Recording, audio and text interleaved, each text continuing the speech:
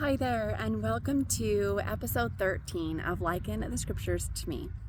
Today we're going to be talking about the city of Jericho for just a few minutes as we look into Joshua chapter 6. Now, this is all about where Joshua conquered, with the help of the Lord, the city of Jericho. I'm going to have you go ahead and go to Joshua 6 and read those references there. For the purpose of today's conversation, we're going to focus on the walls of the city of Jericho coming down and how that is like our own walls in our lives.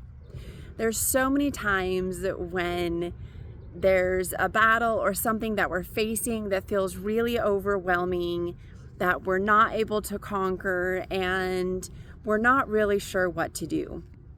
Well, I'm sure that when Joshua received the instructions of his priests marching around the city of Jericho and blowing the trumpets' horns, and then on the seventh day, all of the people shouting during that event, he probably wasn't really sure what to think. But Joshua had enough faith in the Lord that he knew that whatever the Lord commanded him to do would be something that the Lord would help him conquer.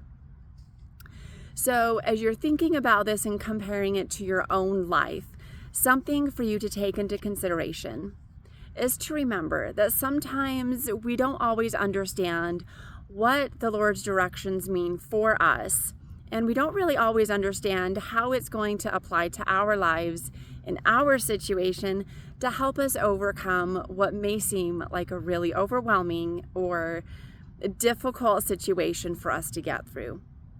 If we can listen to the direction of the Lord and be like the people of Joshua and follow the directions of God, then whatever overwhelming walls that you have to face in your life, you will be able to overcome them.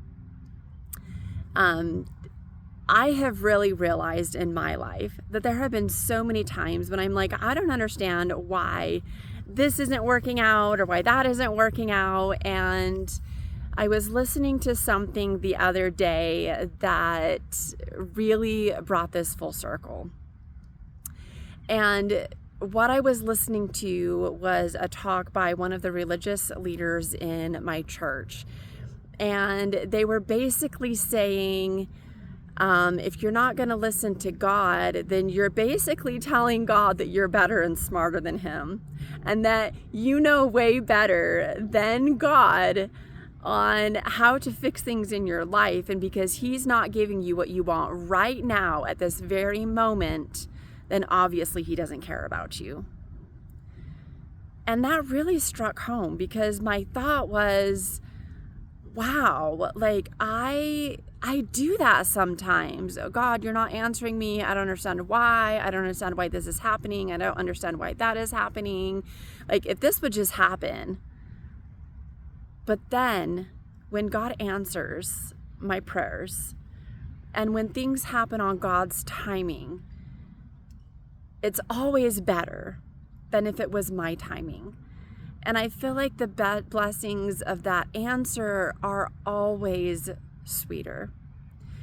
Now, one of the sweet spots of this story about Joshua and the walls of Jericho coming down was that there was a woman in the city of Jericho that her and her household were the only ones that were preserved when the walls came down. And she was blessed because she sheltered some messengers from the Lord. Now, I don't know what all of that means. I'm not going to get into that, but it was kind of like a sweet little blessing that when I wait upon the Lord, when I follow him, and when I do what he asks me to do, my life is always just a little bit sweeter. Something that I am so grateful for. How can you liken the story of Joshua in chapter 6 bringing down the walls of Jericho? I'd love to hear your thoughts. Post them below. And until next time, thank you so much for watching, and we'll see you again.